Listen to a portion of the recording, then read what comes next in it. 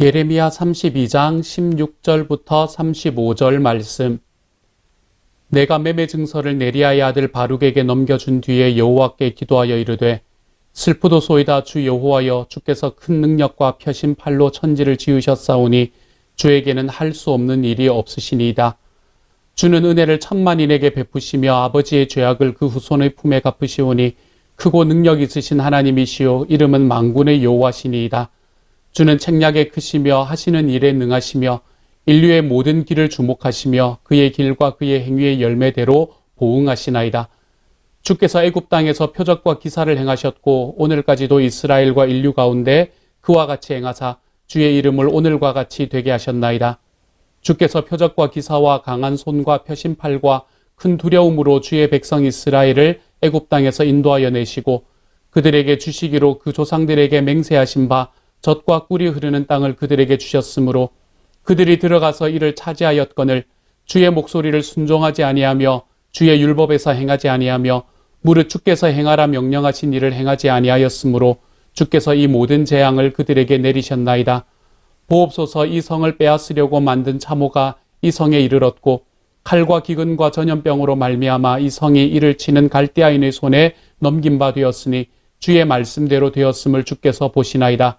주 여호와여, 주께서 내게 은으로 밭을 사며 증인을 세우라 하셨으나 이 성은 갈대아인의 손에 넘기신 바 되었나이다. 그때 여호와의 말씀이 예레미야에게 임하여 이르시되 나는 여호와요 모든 육체의 하나님이라 내게 할 수 없는 일이 있겠느냐. 그러므로 여호와께서 이와 같이 말씀하시니라. 보라, 내가 이 성을 갈대아인의 손과 바벨론의 느부갓네살 왕의 손에 넘길 것인즉 그가 차지할 것이라. 이 성을 치는 갈대아인이 와서 이 성읍에 불을 놓아 성과 집 곧 그 지붕에서 바알에게 분향하며 다른 신들에게 전제를 드려 나를 경노하게 한 집들을 사르리니 이는 이스라엘 자손과 유다 자손이 예로부터 내 눈앞에 악을 행하였을 뿐 아니라 이스라엘 자손은 그의 손으로 만든 것을 가지고 나를 경노하게 한 것뿐이니라. 여호와의 말씀이니라. 이 성이 건설된 날부터 오늘까지 나의 노여움과 분을 일으키므로 내가 내 앞에서 그것을 옮기려 하노니 이는 이스라엘 자손과 유다 자손이 모든 악을 행하여 내 노여움을 일으켰음이라. 그들과 그들의 왕과 그의 고관들과 그의 제사장들과 그의 선지자들과 유다 사람들과 예루살렘 주민들이 다 그러하였느니라. 그들이 등을 내게로 돌리고 얼굴을 내게로 향하지 아니하며 내가 그들을 가르치되 끊임없이 가르쳤는데도 그들이 교훈을 듣지 아니하며 받지 아니하고 내 이름으로 일컫는 집에 자기들이 가증한 물건을 세워서 그 집을 더럽게 하며 흰놈의 아들의 골짜기에 바알의 산당을 건축하였으며 자기들의 아들들과 딸들을 몰렉 앞으로 지나가게 하였느니라. 그들이 이런 가증한 일을 행하여 유다로 범죄하게 한 것은 내가 명령한 것도 아니요 내 마음에 둔 것도 아니니라. 아멘. 어제의 말씀에서 우리는 예레미야가 자기의 삼촌에게서 밭을 사는 이야기를 함께 읽었었습니다. 하나님께서 이스라엘 민족을 돌아오게 하실 것이다 라고 이야기하는 그 하나님의 약속을 자기의 이해의 범주를 넘어서서 자기의 말로 하는 것을 넘어서서 자기의 삶으로 백성들에게 보여주고 있는 예레미야의 이야기를 우리는 함께 나누어서 썼지요. 오늘의 말씀에서는 오늘과 내일의 말씀은 그것과 연결되는 이야기를 해주고 있습니다. 오늘 첫 번째 이야기는 그렇게 이제 삼촌의 밭을 사고 난 다음에 예레미야가 하나님 앞에 기도하는 이야기를 해주고 있다라고 말하고 있습니다. 이렇게 말하지요. 내가 매매 증서를 네리야의 아들 바룩에게 넘겨준 뒤에 여호와께 기도하여 이르되 이렇게 말합니다. 그때 당시에 예레미야는 지하 감옥에 갇혀 있었다 그랬잖아요. 그래서 직접 만나서 무슨 일을 진행할 수가 없었기 때문에 당시에 예레미야와 함께 있던 이 예레미야의 정말 친한 친구 중에 한 사람이었던 바룩이라는 사람을 통해서 예레미야와 접촉할 수 있게 되었던 시대였지요. 그래서 예레미야는 자기가 쓴 그 증서를 바룩이라는 사람에게 넘겨줘서 자기의 삼촌에게 전해주라고 이야기를 한 뒤에 그는 하나님 앞에 기도하는 자리로 나아갔다라고 이야기를 합니다. 그리고 예레미야의 기도가 쭉 이어집니다. 오늘 우리가 읽었던 이야기는 전부가 다 그때의 예레미야가 하나님 앞에 했던 기도가 어떤 기도였는가라는 것을 우리에게 보여주고 있는 말씀들입니다. 예레미야의 기도는 먼저 하나님 앞에 슬프도소이다 라고 이야기를 하면서 시작을 하면서요. 먼저 예레미야는 하나님께서 어떤 분이신가 라는 것을 이야기를 합니다. 그러면서 그는 하나님이 능력이 있으신 분이시다. 18절의 말씀이고요. 행위의 열매대로 보응하시는 분이시다. 19절의 말씀에서 이야기를 해주고 있습니다. 하나님께서 능력 있으신 분이신데 그럼에도 불구하고 그분은 행위의 열매대로 보응하시는 분이시다라고 이야기를 하고 있는 것이지요. 그러면서 그 뒤에 나오는 이야기들 속에서 하나님께서 어떻게 능력 있으셨는가, 하나님이 능력 있으신 하나님으로서 이스라엘 백성들을 어떻게 인도하셨고 그들의 삶을 어떻게 지켜주셨는가라는 것에 관한 이야기를 22절의 말씀까지 이야기를 하고 있습니다. 그리고 난 다음에 그 뒤에 23절부터 이야기는 뭐를 말하나 하면 하나님께서 어떻게 행위의 열매대로 보응하시는 분이 되었는가라는 것을 이야기를 해주고 있습니다. 그러면서 지금 현재 하나님께서는 이스라엘 백성들이 지은 모든 죄악들로 인해서 그들에게 재앙을 내리셨기 때문에 이렇게 행위에 보응하시는 분이시기 때문에 그들이 지금 현재 닥쳐있는 상황은 어떤 상황인가 하면 24절의 말씀에서 이제는 칼과 기근과 전염병의 참혹한 상황에 우리가 놓여 있습니다 라고 이야기를 하고 있는 것이 24절까지의 말씀이죠. 그리고는 26절부터의 말씀에서는 무엇을 말하나 하면 이스라엘 백성들이 이렇게 참혹한 위치에 놓여 있을 수밖에 없는 상황이 된 이유는 이스라엘이 지은 죄악 때문이다. 그들이 지은 죄악이 하나님 앞에 너무나 악했기 때문에 하나님께서는 행위의 열매대로 보응하시는 분이시기 때문에 그들이 행위의 열매대로 보응하시는 자리로 그들을 데리고 갔다라는 이야기까지가 오늘의 말씀의 전체적인 이야기가 되는 것입니다. 여기서 끝나는 건 아니에요. 내일의 말씀이 되면 이제 그것에서 하나님께서 어떻게 다시 돌이키실 것인가라는 이야기를 함께 하게 되겠지만 오늘의 말씀에서는 일단 거기까지가 끝입니다. 그렇기 때문에 오늘의 말씀의 전체적인 개요는 어떻게 되나 하면 이제 매매 증서를 이제는 내가 밭을 사겠다라고 이야기하는 그 매매 증서를 주고 난 다음에 이 예레미야가 하나님 앞에 기도하면서 두 가지를 이야기를 하는 거예요. 하나님께서는 능력이 있으신 분이시기 때문에 유다 백성들을, 이스라엘 백성들을 지금까지 이렇게 인도해 오신 분이십니다. 그리고 또한 하나님께서는 행위의 열매대로 보응하시는 분이시기 때문에 이스라엘 백성들이 지었던, 유다 백성들이 지었던 그 많은 죄악들의 결과 때문에 지금 이 유다 백성은 칼과 기근과 전염병의 참혹한 상황에 놓여 있을 수밖에 없습니다. 이제 이렇게 이야기를 하는 것이 오늘 말씀의 전체적인 개요가 되는 것이지요. 그런데 이 이야기를 왜 하는 것일까?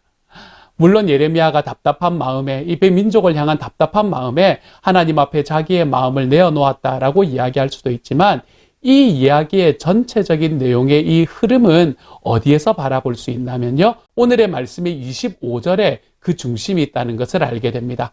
25절의 말씀은 이렇게 말합니다.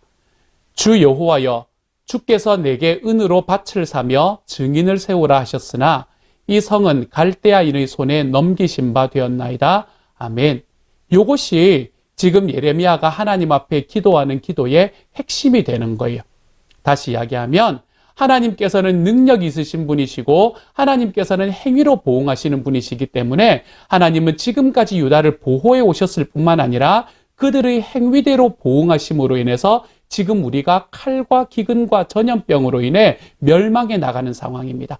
이미 이 바벨론이라는 나라는 우리를 쳐들어와서 우리를 1년 동안 지금 애워싸고 공격을 하고 있고 지금은 2년째 우리 안에서는 먹을 식량도 없고 우리 안에서는 너무너무 힘든 상황이 벌어져 있기 때문에 우리는 지금 죽음의 앞에 놓여 있습니다 라고 이야기하는 이런 이야기를 하는 이유가 무엇인가 하면 예레미야는 지금 하나님 지금 이런 상황인데 이 바벨론 왕이 우리에게 찾아와서 이 갈대아인이라는 것은 바벨론을 말하는 거거든요. 이 갈대아인의 손에 주님이 성을 넘기신 상황인데 바벨론이 우리를 멸망시킬 건데 그런데 주님 제가 꼭 이 밭을 사야 됩니까? 이렇게 질문하는 거예요. 이제 이 질문이 지금 예레미야가 하고 있는 질문의 가장 핵심이 되는 겁니다. 그러므로 예레미야는 지금 하나님 앞에 주님 제가 밭을 살까요 말까요? 이러면서 하나님 앞에 기도하며 나아오고 있는 거예요. 하나님 왜 밭을 사라고 이야기하시나요? 이런 질문을 가지고 하나님 앞에 나아오고 있는 거죠. 우리하고 비슷하지 않습니까? 그렇죠? 삶에 있는 문제 속에서 어떻게 보면은 굉장히 작은 일, 굉장히 구체적인 일, 이걸 가지고 하나님 앞에 기도하러 나오는 이 예레미야의 모습을 오늘의 말씀에서는 볼 수 있게 되는 겁니다. 이렇게 작은 일, 굉장히 사소한 일들 속에서도 저와 여러분도 예레미야처럼 하나님 앞에 기도하며 나아가는 저와 여러분이 되었으면 좋겠습니다. 이거는 사소한 일이니까 내 뜻대로 하고, 이거는 큰 일이라서 하나님도 잘 결정 못 하실 거니까 그냥 내가 결정하고, 우리가 모든 삶에서 그냥 내 뜻대로, 내 삶대로, 나의 계획대로 결정하며 살아가는 삶이 아니라 하나님 앞에 기도하고 질문하며 우리의 삶의 순간순간을 주님 앞에 드리고 기도하며 나아가 볼 줄 아는 하나님의 사람이 되어갔으면 좋겠습니다. 이게 이제 예레미야가 기도하는 전체적인 내용이라고 이야기했는데요. 요 예레미야의 기도 속에 예레미야가 어떤 단어로 시작하고 있는가라는 것을 한번 살펴보면 오늘의 말씀이 조금 더 의미 있게 다가오는 것 같습니다. 예레미야는 17절의 말씀에서 슬프도소이다 주 여호와여, 이렇게 이야기하면서 자기의 기도를 시작합니다. 예레미야가 여기서 왜 슬프다고 이야기했을까요? 예레미야가 슬프다고 이야기한 이유가 사람을 향한 불신이었을까요? 이 삼촌이라고 생각을 했는데 이제 나라가 멸망하고 자기가 가지고 있는 밭에서 아무런 열매가 맺히지 않을 것이라는 게 너무 뻔하니까 감옥에 갇혀있는 자기에게까지 쫓아와가지고 어떻게 하든 이익을 좀 보려고 하는 그 사람에 대한 불신 때문에 예레미야가 지금 슬퍼하는 걸까요? 그렇지 않으면 능력에 충만하신 하나님의 힘으로도 회복치 못할 이 민족에 대한 슬픔 때문에 이 예레미야가 슬퍼하고 있는 것일까요? 그렇지 않으면 자기 땅을 팔 곳을 찾다가 결국에는 못 찾아서 지금 여기에 지하 감옥에 갇혀있는 자기한테까지 찾아왔던 그 친척, 그 삼촌에 대한 슬픔으로 인해서 지금 예레미야가 슬프도소이다 라고 이야기를 하고 있는 것일까요? 예레미야의 슬픔은, 지금 예레미야가 느끼는 슬픔은 어떤 이 1차적인 슬픔이 아닌 것 같습니다. 그냥 한 사람을 바라보면서 겪는 절망, 이런 것들이 아닌 것 같아요. 예레미야가 가지고 있는 슬픔은 그 당시를 살아가는 사람들에 대한 슬픔이고, 그 당시에 자기와 함께 살아가는 그 사람들로 모여져 있는 그 민족 전체에 대한 슬픔을 이야기하고 있는 것 같아요. 그런데 여기서 왜 예레미야가 슬프다라는 단어를 쓰고 있을까? 여러분, 어떤 사람이 다른 사람과 나의 주변을 보며 슬퍼할 수 있을 것이라고 생각합니까? 제가 참 좋아하는 언어의 온도라는 책이 있습니다. 그 책에서는 이런 에피소드가 나타납니다. 지하철 2호선에 할머니와 손자가 나눈 대화에 관한 이야기를 하고 있는데요. 할머니의 손에는 약봉지가 있었고 손자는 안색이 좋지 않았습니다. 병원에 다녀오는 듯 했지요. 할머니가 손자 이마에 손을 올려보더니 웃으면서 말합니다. 아직 열이 있네. 저녁 먹고 약 먹자. 그랬더니 이 손자가 커다란 눈을 끔뻑거리면서 할머니에게 대꾸합니다. 예, 그럴게요. 그런데 할머니는 내가 아픈 걸 어떻게 그리 잘 알아요? 라고요. 순간 할머니 입에서 나올 수 있는 대답의 유형을 나는 몇 가지 예상해 보았습니다. 나이가 들면 자연스럽게 알게 된다거나 할머니니까 다 알지 같은 식으로 말하지 않을까라고 생각했습니다. 아니었습니다. 내 어설픈 예상은 철저하게 빗나갔습니다. 할머니는 손자의 헝클어진 앞머리를 쓸어 넘기며 이렇게 말했습니다. 그게 말이지, 아픈 사람을 알아보는 건 더 아픈 사람이란다. 상처를 겪어본 사람은 그 상처의 깊이와 넓이와 끔찍함을 압니다. 라고 적어놓은 이 글이 생각이 났습니다. 어떤 사람이 슬퍼하고, 어떤 사람이 내 주변의 사람들을 보면서 슬퍼하고, 어떤 사람이 내 주변의 환경들을 보면서 아파할 수 있는가? 그렇게 할 수 있는 사람들은 우리들의 삶 속에 슬픔과 아픔을 경험해 본 사람들이 바로 그 길로 걸어갈 수 있게 되는 거죠. 헨리 나우엔이라는 분이 계십니다. 헨리 나우엔이라는 분이 참 여러 가지 책을 쓰셨는데요. 그분이 쓰신 책 중에서 저는 여러분이 모두가 다 한번 읽어봤으면 좋겠다라는 책이 있는데, 그게 바로 상처 입은 치유자라는 책입니다. 이 책은 굉장히 얇은 책이고 그 안에 있는 내용들은 생각보다 그렇게 간단하지가 않습니다. 하지만 이 제목이 말하고 있는 것, 이 제목이 우리에게 말하고 있는 것은 누가 읽어도 누가 보아도 너무나 분명한 이야기를 해주고 있습니다.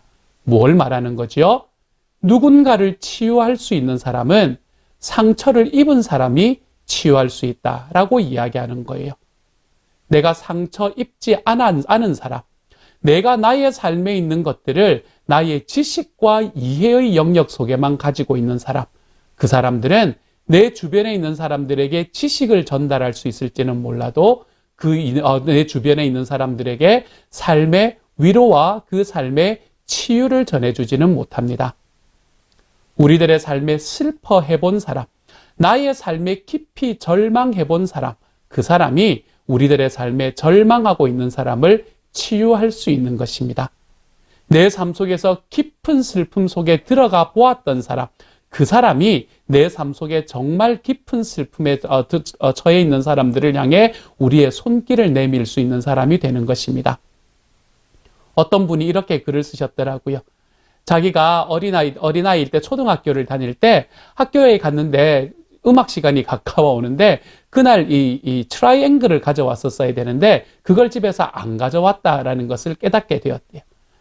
그때부터 시작해서 이 아이의 머리에는 온통 이 트라이앵글 생각만 꽉 가득 차 있었다는 겁니다. 다른 아이들의 트라이앵글을 바라볼 때마다 내가 오늘 저걸 왜 안 가져왔을까? 이 이야기를 못하면서 내가 저 가져온 친구는 얼마나 좋을까라고 이야기하면서 거기에만 정신을 빼앗겨 시간을 보냈더라는 거예요. 그런데 자기 주변에 트라이앵글을 가지고 오지 않은 아이가 한 명이 더 있다는 것을 알게 되었답니다. 그때부터 평소에는 그렇게 친하지도 않던 그 아이가 얼마나 가슴에 많이 와닿는지. 그래서 수업 시간에 선생님이 안 가져온 사람 손들어 봐라 라고 이야기할 때 자기 혼자 손드는 것이 아니라 그 친구와 함께 손들었던 것이 자기에게는 얼마나 큰 위로가 되었는지. 비록 선생님은 꾸중을 하신 것이 아니고 주변에 있는 사람들하고 같이 나누어 쓰라 라고 이야기하기는 하셨지만 그때 두 사람이 함께 손을 들었던 그 이야기가 그 내용이 자기의 삶에 얼마나 큰 위로를 주었는지. 그리고 이분이 고등학교 때 TV를 보는데 그 TV에 나오는 어떤 내용 중에서 어떤 내용이 있었었나 하면 한 남자친구가 자기 여자친구가 어떤 상황인지는 잘 모르겠지만 신발을 신지 않은 그런 상황 속에서 이 남자친구가 자기가 신발을 사주는 게 아니라 자기도 신발을 벗고 둘 다 맨발로 서 있는 장면을 보며 야, 그래. 내 삶 속에서 아픔이 있는 사람, 내 삶 속에서 공감하는 사람은 그 아픔을 함께 해주는 사람이구나 라는 것을 깨닫게 되었다라는 이야기를 쓴 것을 본 적이 있습니다. 진짜 우리의 주변에 진짜 사람의 마음을 안고 정말로 그들을 향해서 나의 아픔과 나의 공감을 표해 줄 수 있는 사람은 우리의 삶 속에 아픔을 가진 사람들입니다. 우리의 삶의 절망을 경험해 본 사람들입니다. 그래서 우리는 우리들의 삶에 상처가 있을 때에 그 상처받은 사람들을 치유할 수 있게 됩니다.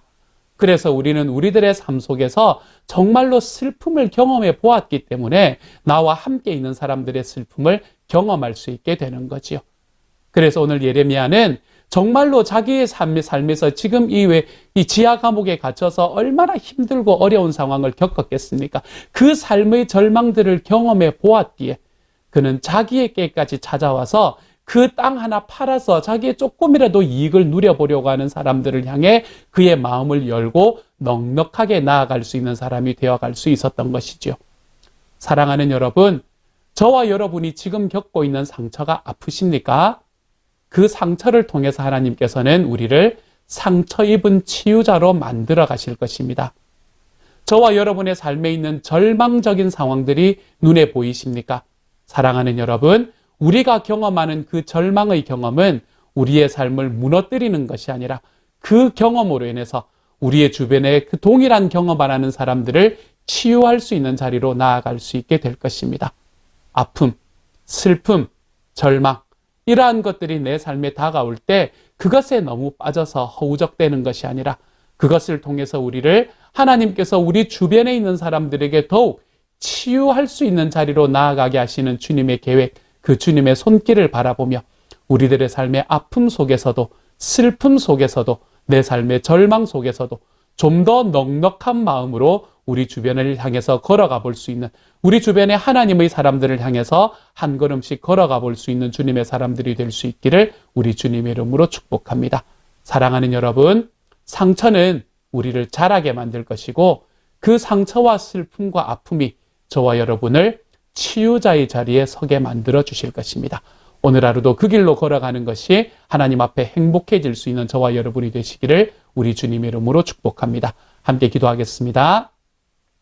사랑하는 하나님, 상처를 주셔서 감사합니다. 슬퍼하게 해주셔서 감사합니다. 우리가 우리들의 삶 속에 절망을 경험하게 해주시니 감사합니다. 내 삶을 그냥 표면만 훑고 넘어가는 하나님 그런 얕은 삶을 살아가게 하시는 것이 아니라 좀 더 깊게 내 주변에 있는 사람들의 마음을 좀 더 많이 더 깊이 안을 수 있는 하나님의 사람으로 자라나가게 하시기 위해서 저를 그 길로 걷게 하여 주시니 감사합니다.